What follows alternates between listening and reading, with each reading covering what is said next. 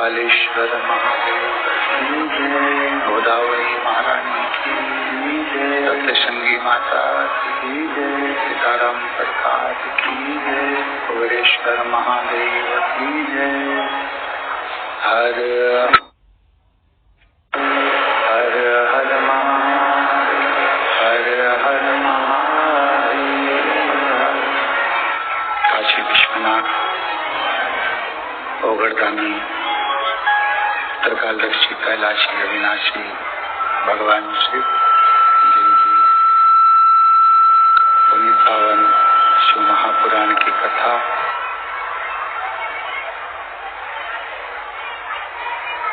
संपूर्ण विश्व के कल्याण हेतु बाबा देवाधिदेव महादेव की कृपा से, करुणा से, दया से 5 दिवसीय शिव महापुराण की कथा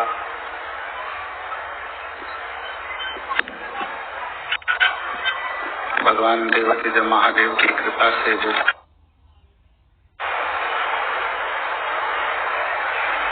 आज कथा का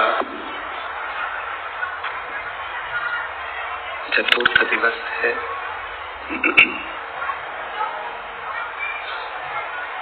बाबा देवाधिदेव महादेव, त्रिकालदर्शी, कैलाशी, अविनाशी भगवान शंकर करुणा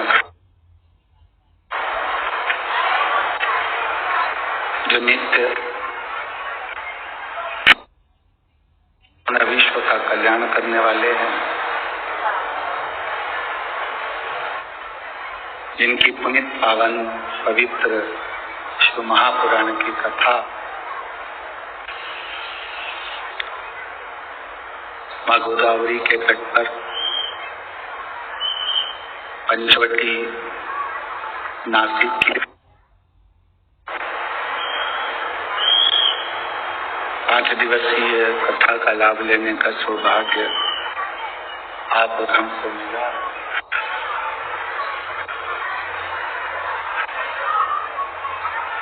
कार्तिक का महीना, दामोदर मास, और ये भगवान की अभी महापुराण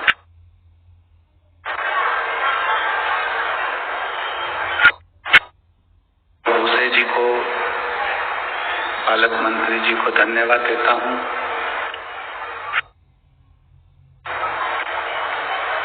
आविष्कार जी को धन्यवाद देता हूँ। कथा का आयोजन आवश्यक नहीं है। कथा का आयोजन संपूर्ण विश्व के कल्याण हेतु इस नासिक माँ गोदावरी के तट पर आयोजित किया।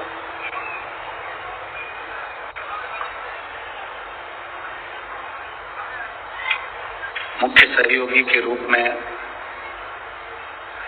माननीय पाटिल जी, श्री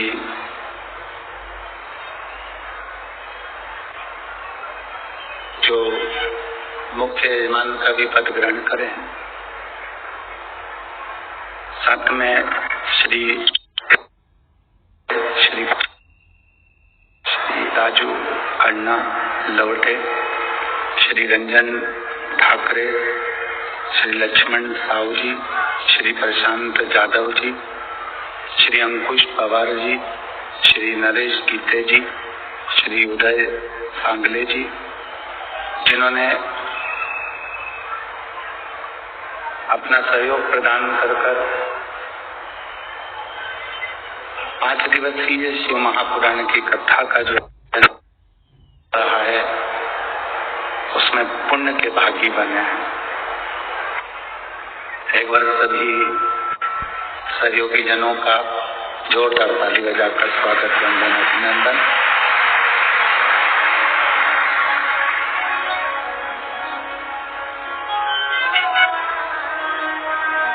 शिव कथा करती है अपने जीवन में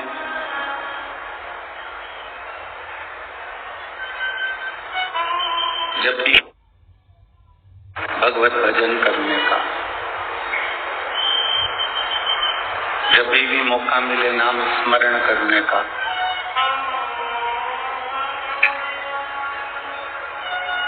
तब अपने जीवन की सार्थकता को सिद्ध करिए और मानव देह का जो फर्ज है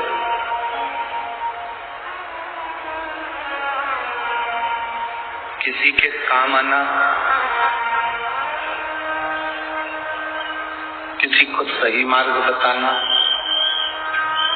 साइड के साउंड ऑन चालू करो, आवाज ना आए। किसी को सतमार्ग पर चलाना ये बहुत जरूरी है।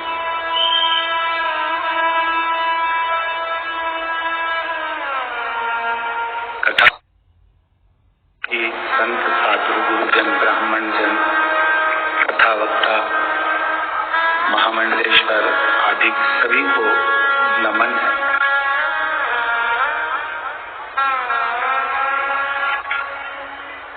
यदि मनुष्य का शरीर मिले, मानव की देह मिले, उधर के साउंड चालू करवाओ।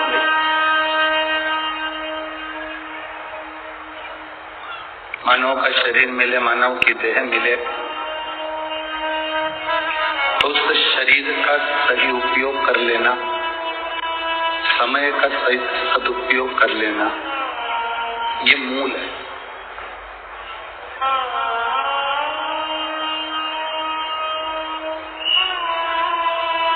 तुम्हारे मोबाइल का बैलेंस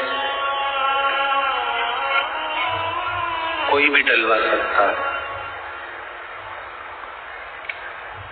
तुम जिससे कहोगे कि मेरा मोबाइल का बैलेंस खत्म हो गया, मैं तुझे पैसे दे दूंगी, तो मेरा बैलेंस डलवा दे, वो डलवा देगा। बेटे से कहोगे तो बेटा डलवा देगा, बेटी से कहोगे तो बेटी डलवा देगी, रिश्तेदारों से कहोगे तो रिश्तेदार डलवा देंगे।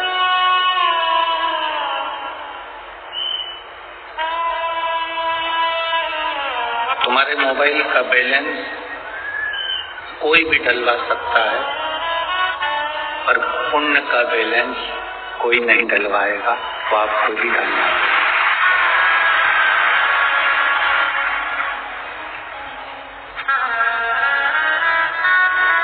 आपका पुण्य आपको स्वयं करना, आपके दुख को आपको स्वयं काटना। ना तो सीहोर वाला महाराज आकर आपका दुख काटेगा, ना दुनिया का कोई महाराज आपका दुख काटेगा। आपका दुख स्वयं को काटना। पेट भरने के लिए पड़ोसी कितना भी भोजन कर ले, पर आपका पेट आप खाओगे तो भरा है।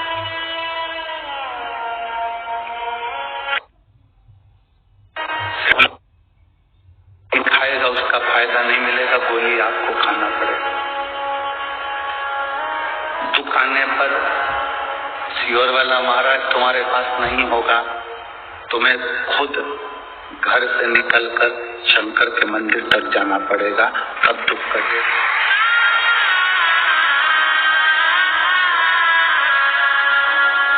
वो गुरु दूसरे होते होंगे जो तुमको अपने पास बुलाते होंगे, तुमसे कहते होंगे कि हमारे पास बैठो। परसों महापुराण की कथा में शंकर भगवान की कथा करती है। देवी जी के मंदिर में बैठने की जगह होती है, राम जी के मंदिर में बैठने की जगह होती है, दत्त के मंदिर में बैठने की जगह होती है, दुनिया के सारे मंदिरों में बैठने की जगह होती है, पर शंकर के मंदिर में बैठने की जगह नहीं होती। चारों तरफ इतना पानी पड़ता है, बचाकर और कपड़े बचाकर सावधानी से बैठना पड़ता है। और दूसरा व्यक्ति पानी शिव को चढ़ाने की जगह तुम पे चढ़ा के चले जाए, उससे पहले निकल कर अपने घर चले जाओ।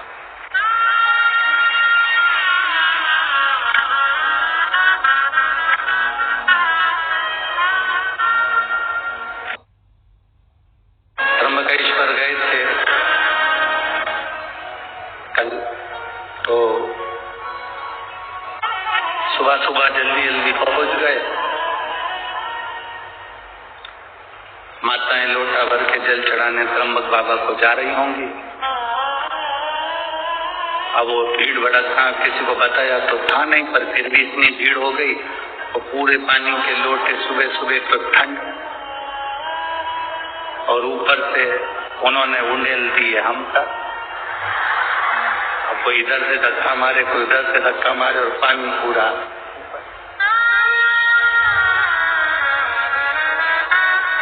शिव का मंदिर एक ऐसा मंदिर होता है जहाँ बैठने की भी जगह नहीं होती, क्योंकि शंकर कहते हैं मेरे पास बैठकर तुम अपना समय बर्बाद मत करो।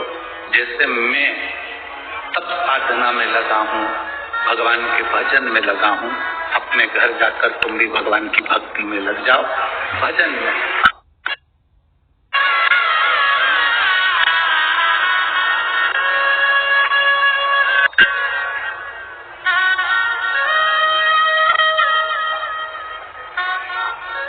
असली गुरु होगा तो दो चीजें पूछता है असली गुरु।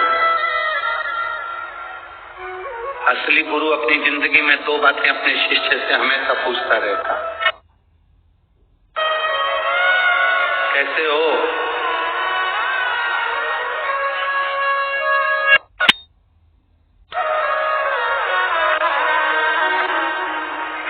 फिर वो कहेगा गुरुजी थोड़ा सा जीवन में कष्ट चल रहा है, तो गुरु फिर दूसरी बात कहेगा मंदिर जाना चालू करा? नहीं।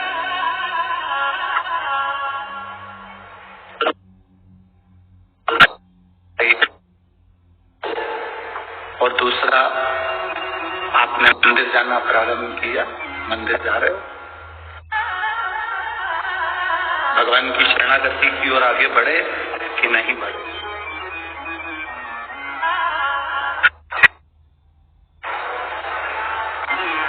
ये मानव शरीर की प्रधानता है।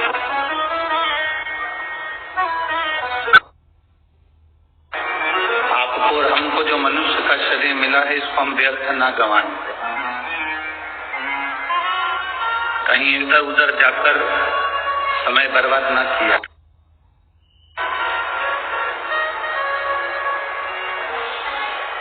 कई लोग कहते हैं शिव जी को जल चढ़ाना चाहिए, कोई कहता है शिव जी को जल नहीं चढ़ाना चाहिए,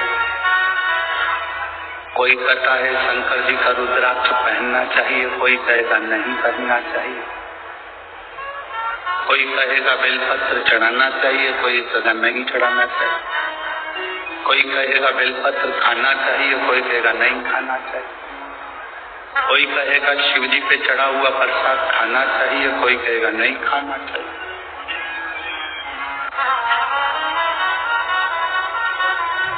तुम किसकी सुनोगे? बहुत सारे संसार में लोग आते जाएंगे, तुमको नया नया ज्ञान देते जाएंगे, तुम भटकते जाओ। दुनिया के लोग चाहते हैं कि तुम अगर कोई सतमार्ग पर चल रहे हो, सत जगह पर चल रहे हो, अच्छी जगह पर चल रहे हो और चल रहे हो, तो तुम उस मार्ग से हटो।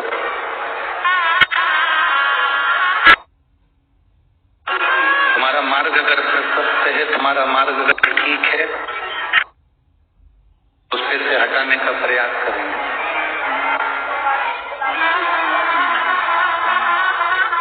हम दुनिया के लोगों से एक ही बात कहना चाहते हैं, जब आप गूगल को सर्च करते हैं, यूट्यूब चैनल पर जाते हैं या मोबाइल पर करते हैं, तो उसमें बहुत सारी बात विवाद चलती रहती है।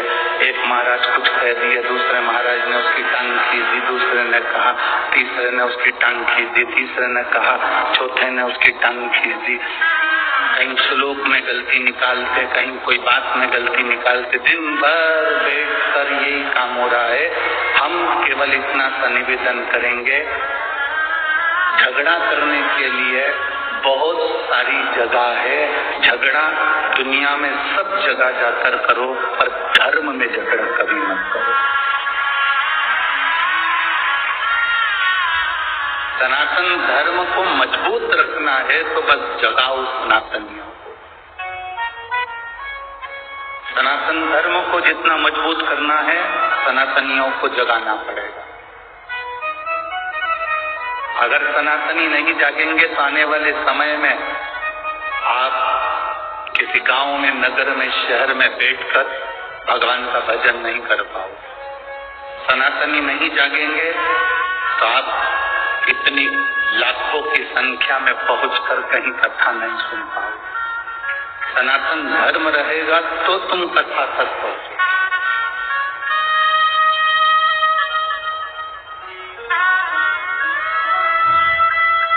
एक किसी ने मैसेज करा था, शायद वो मैसेज और नाम मेरे को स्मरण में, आशीष के पास में वो मैसेज होगा, उसमें उनके पास में उसमें नाम भी होगा, जिन्होंने मैसेज करा उसका नाम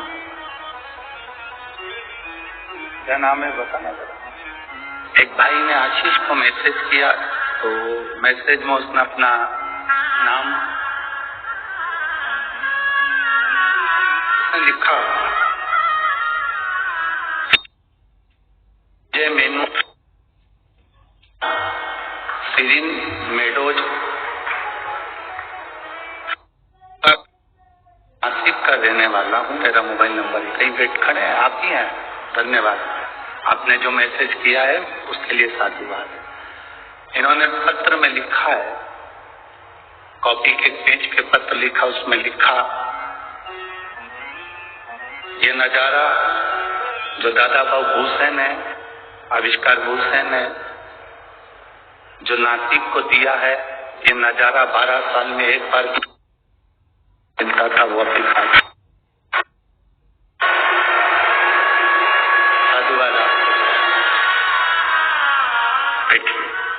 जो 12 साल में केवल एक कुंभ का नजारा नासिक में देखने को मिलता था, और आने वाले सालों में जो देखने को नासिक को मिलेगा उसके पहले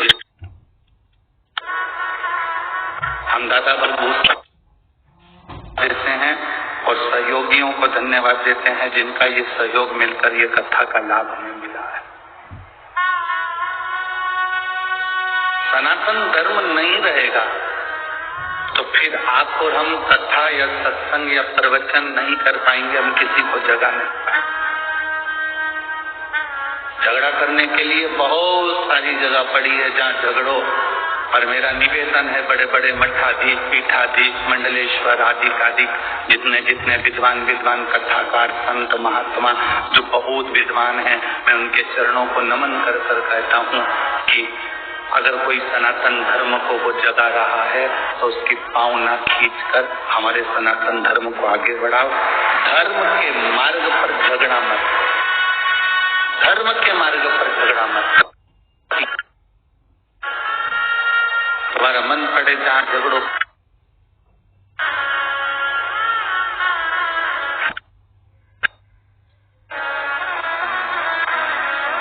शिव कथा कर रही है, अपने समय का सदुपयोग करो।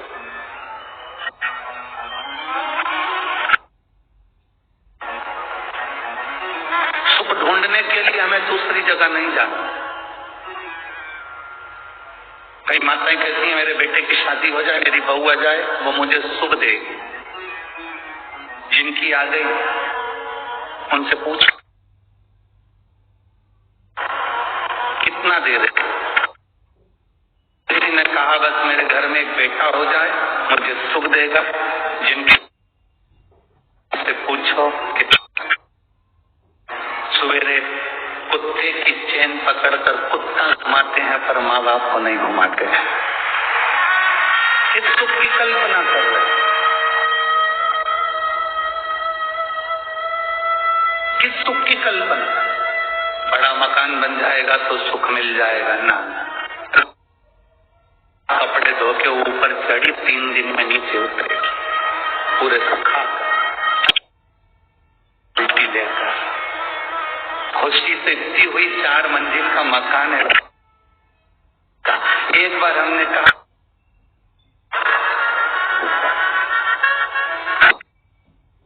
सीढ़ी पे बैठ के हाँ पड़ी भर रही, आवाज लगा रही आजा बाल्टी ले जा। इतने में बहू ने कहा मेरे से तो नहीं बने, तू ही चाटू कर गया। सुख देगा दुख मिलता, अपना ही क्यों कर। बेटा सुख देगा, पैसा सुख देगा, गाड़ी सुख देगी, बंगला सुख देगा, सुख देंगे। अरे सुख जब हमारा खुद का शरीर हमको नहीं दे रहा, कभी घुटना दुखे, कभी कोहनी दुखे, कभी आंख दुखे, कभी कान दुखे, कभी छींक आ जाए, कभी खांसी चल जाए, कभी कमर दुख जाए, तो खुद का शरीर सुख नहीं दे रहा तो दूसरा क्या खाक सुख देगा? अपना शरीर अपने को सुख नहीं दे रहा है, तुम लोगों का शरीर दे रहा हो तो बात दूसरी। खुद का शरीर सुख नहीं देता, 2-3 दिन अच्छा रहता है, कहीं आंख दुखने लगती है तो दवाई डालो, कान दुखे तो दवाई डालो, बाम लगाओ, कभी हाथ दुख रहा, कभी सोच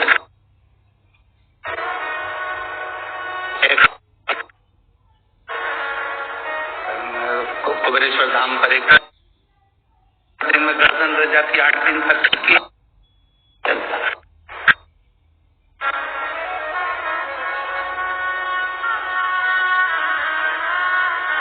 सुख ढूंढो। अब तुम सुख ढूंढने के लिए गए हो, जब सुख अपना शरीर नहीं दे रहा तो दूसरे से क्या आस लगाना है? हम दूसरे से क्या आस लगाना? हाँ, जिंदगी का सबसे बड़ा सुख अगर कहीं है, 5 दिन 7 दिन जो आप कथा के पंडाल में बैठते हो, अपनी मस्ती में करते हो, दर्शन करते हो, चले जाते हो, वो सुख है। शिव मंदिर में जाकर 1 लोटा जल चढ़ा रहे हो, बाबा से अपने दिल की बात कह रहे हो, वो सुख है। सच्चे गुरु की शरणागति में बैठकर कुछ ज्ञान ले रहे हो, वो सुख है। सेवा कर रहे हो, वो सुख है। माता पिता की सेवा कर रहे हो, वो सुख है। टेंशन को छोड़कर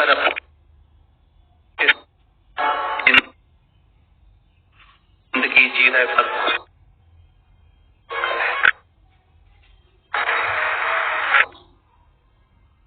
अमीर को सुख मिलता है गले में सोने की चैन से। काय से सुख मिल रहा है? जम के बोलो जरा। गले में सोने की चैन से। और गले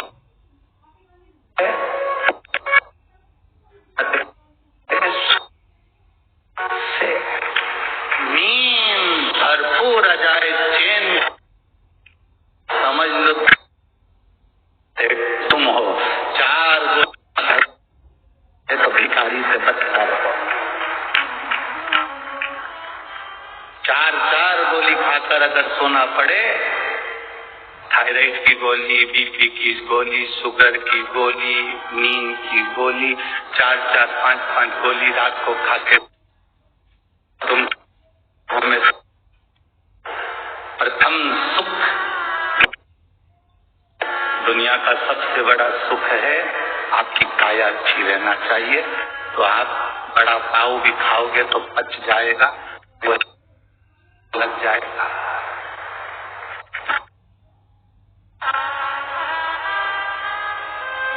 शरीर में सुख नहीं और तुम अन्य सुख, लाखों का धन भले तुम्हारे घर में हो और अगर तुम 4-5 गोलियां रोज की खाकर सो रहे हो तो तुम सुखी नहीं।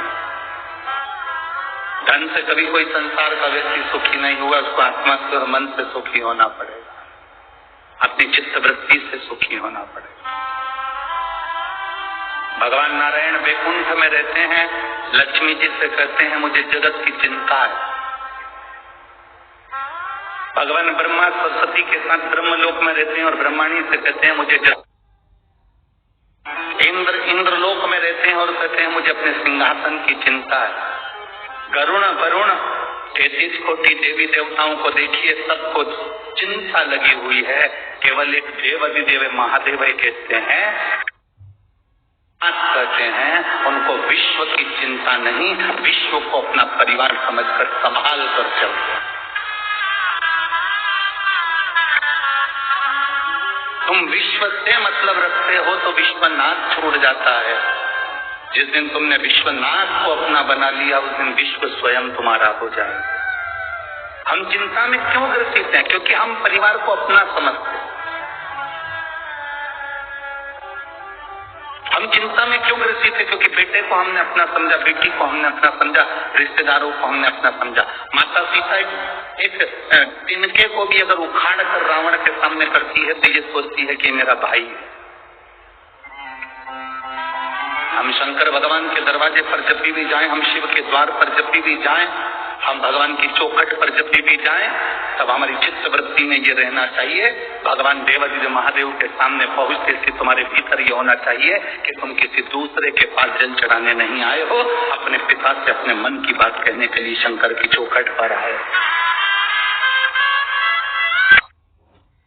अपने दिल की बात कहने के लिए, अपने मन की बात कहने के लिए, हम किसी दूसरे से कहने नहीं आए।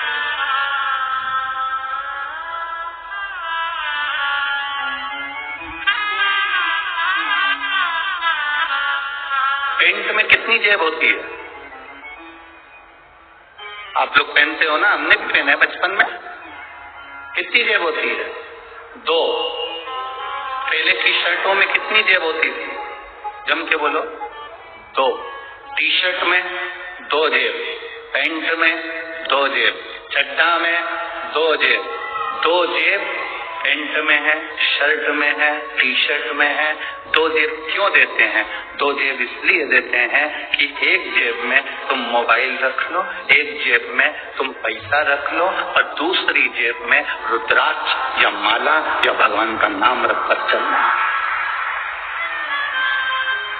एक जेब में तुम दुनिया की सामग्री रखो, मना नहीं है। एक जेब में तुम दुनिया की वस्तु रखो, मना नहीं है। पर दूसरी जेब में एक बेलपत्र या तुलसी की माला या रुद्राक्ष की माला या भगवान का नाम दूसरी जेब में, अपनी दूसरी जेब में शंकर की अनुमोदन, शंकर की भक्ति को रखकर चल।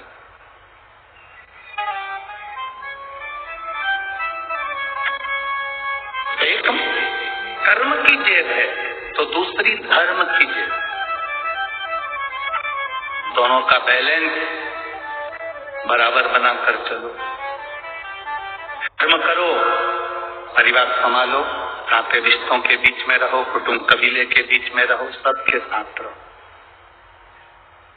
पूरे परिवार को संभाल कर चलो, पर उसके साथ में धर्म को भी साथ लेकर चलो। बच्चों में संस्कार देते चलो, भगवान की भक्ति प्रदान करते चलो।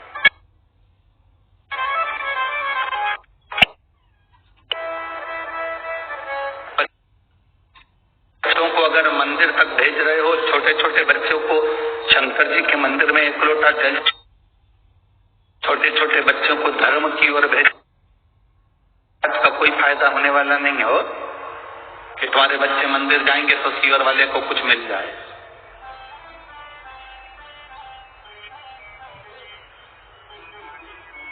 सीवर वाले महाराज ने तो एक बात कही कि अपने पड़ोस के मंदिर में जाओ। बोलो, बोला कि नहीं बोला? बार बार कि अपने पास के मंदिर में जाओ, अपने नजदीक के मंदिर में जाओ। अगर तुम कुछ चढ़ाओगे भी तो वो मंदिर को मिलेगा, उसमें सीवर वाले महाराज का लाभ नहीं।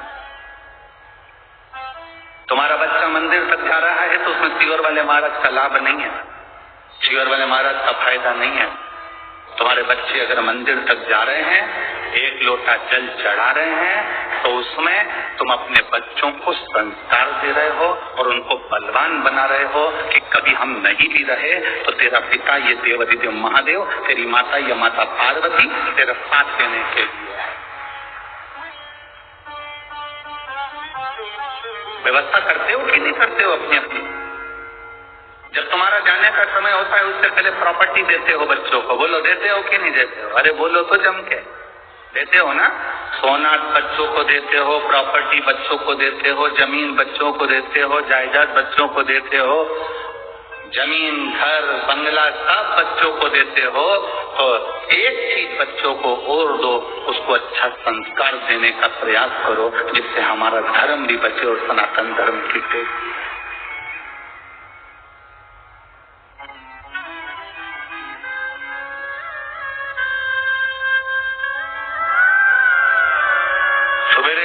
चिल्लाकर हर माँ अपने बच्चे से कहती है, जा दूध की थैली लेके आ, पानी भर के लेके आ, जा सब्जी लेके आ, जा तरकारी भाजी अरे उठकर चिल्लाकर तुम्हें कहना चाहिए, जा शंकर के मंदिर में एक लोटा जल चढ़ाकर जाओ, शिव के दरवाजे तक जाओ, शंकर की चौखट तक जाओ, उसके द्वार तक जाओ, उसके दरवाजे तक अगर जल चढ़ाकर अगर आ गए तो वो भी एक ना एक दिन तुम्हारे दरवाजे पर खड़ा मिलेगा, इसलिए तुम उसकी चौखट तक जाते रहो, उसके दरवाजे तक जाते रहो। खूब पढ़ाओ बच्चों, तुम्हारी कैपेसिटी जितनी है उससे दुगना बच्चों को पढ़ाओ, और बच्चों से भी कहेंगे तुम्हारी कैपेसिटी से ज्यादा तुम विद्या का अध्ययन करो, अपनी मेहनत करो, अपना कर्म करो, और कर्म के साथ में धर्म को भी साथ लेकर चलो, मेहनत करते रहो और बाबा का गुणगान भी करते रहो कि मैं अकेला नहीं हूँ, मेरे कंपटीशन एग्जाम में मैं अकेला नहीं हूँ।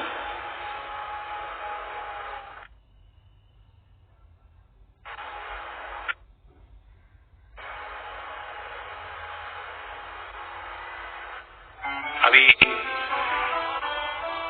कोटा राजस्थान में आप लोगों को मालूम होगा, किसको मालूम है? कोटा राजस्थान में बहुत सारी कोचिंग क्लासेस, बच्चे वहां कोचिंग करने के लिए जाते हैं, और बच्चे जब वहां कोचिंग करते हैं, बहुत सारे बच्चे, उसमें से कई बच्चे ऐसे हैं जो कंपटीशन एग्जाम या कोई टेस्ट में या कोई परीक्षा नहीं हो पाते तो वो हार जाते हैं और मर जाते हैं, सुसाइड कर लेते हैं।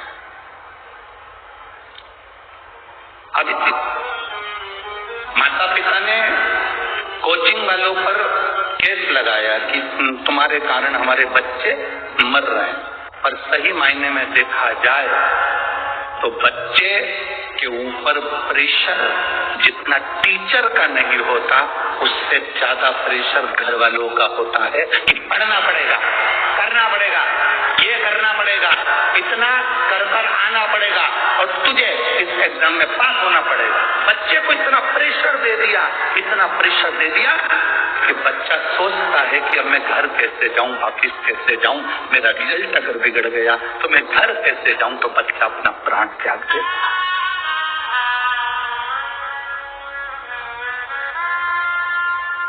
अपने बच्चे को इतना प्रेशर मत दो, इतना प्रेशर, अपने बच्चों को इतना प्रेशर मत दीजिए कि बच्चा अपना शरीर ही त्याग। उससे कहो चिंता करने की जरूरत नहीं है, अथक मेहनत कर, पूरा कर्म कर, और महादेव को अपने हृदय में बिठा कर रख। एक जेब में जैसे पैसा और मोबाइल रहता है तो दूसरी जेब में महादेव को लेकर चल, अपने साथ अपने दिल में अगर शिव है तो तुझे डूबने नहीं देगा। ये उसको बल दीजिए, हम बच्चों को बल नहीं देते। कई माताएं कह देती है हमारे बच्चे भी छोटे हैं गुरुजी, छोटे बच्चे हैं, ये कोई मंदिर जाएंगे? हम कहते हैं बाम्बू जितना गीला होता है उसको नवाओगे तो डलिया बन जाएंगे, बाम्बू को जितना नवा बन जाएंगे, बाम्बू को जितना नवाओगे वो नब जाएगा। बाम्बू बांस अगर सूख गया तो उसको नवाओगे तो वो नफेगा नहीं। बांस को नवाना है, जब तक वो गीला है तब तक नवा, बाम्बू को नवाना है जब तक वो गीला है तब तक नवा, सूख गया किसी काम का। संस्कार जिससे बच्चे आगे की ओर बढ़े। महाराज संत, सज्जन और सती, आप ही बोलिए कि सज्जन और सती ये तीन ऐसे होते हैं, एक संत, दूसरा सज्जन पुरुष जिसके हृदय में कोई कपट नहीं, कोई छल नहीं, कोई बेईमानी नहीं, कोई प्रपंच नहीं, सज्जन। और तीसरे नंबर पर है सती, पतिव्रता धर्म को पालन करने वाली एक स्त्री जो पति को परमेश्वर मानकर चले। मांग कौन भरता है? जम के बोलो जरा, मांग कौन भरता है? आवाज नहीं आई मेरे को, जम के बोलो जरा, मांग मांग। पहली बार जब मांग भराती है, पति भरता है कि पड़ोसन भर देती है? अरे जम के तो बोलो, कौन भरता है? पति भरता है।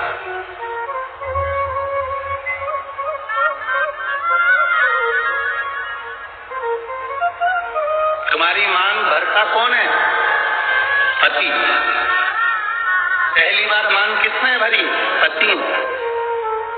क्यों भरी? तो वहां पर बैठे हुए पंडित जी जो तुम्हारी शादी करा रहे थे, ब्याह करा रहे थे, उनसे पूछना था कि ये मांग में सिंदूर पति भर रहा है, इसका मतलब क्या होता है? इसका क्या मतलब है मांग भरने का?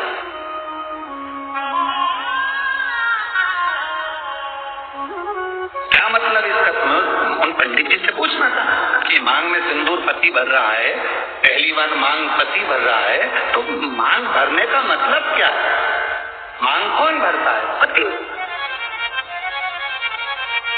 एक स्त्री, एक नारी चाहे कितनी भी नौकरी कर ले, दुनिया भर में कितना भी व्यापार कर ले, कितना भी काम कर ले, कितनी भी कमाई कर आ जाए, और उसकी मांग की पूर्ति तो उसका पति ही करता है। वो पहले दिन से आखिरी तक करता है।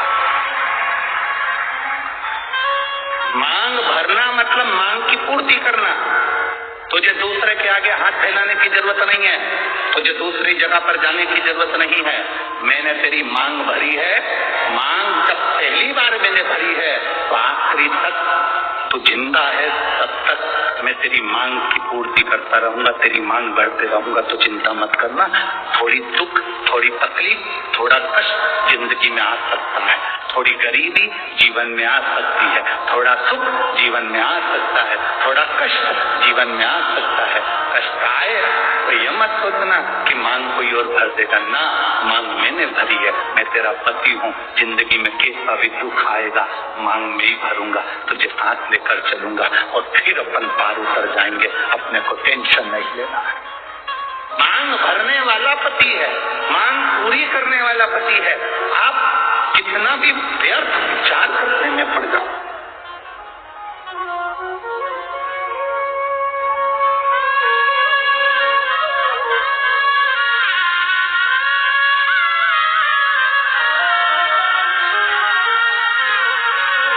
पूर्ति करना। जो हम जन्म लेते हैं, हमको नहीं मालूम रहता कि हमारे माता पिता कौन। जन्म लेने वाला बच्चा जन्म लेता है, बाद में उसको माता पिता का पता चलता है, पहले नहीं पता।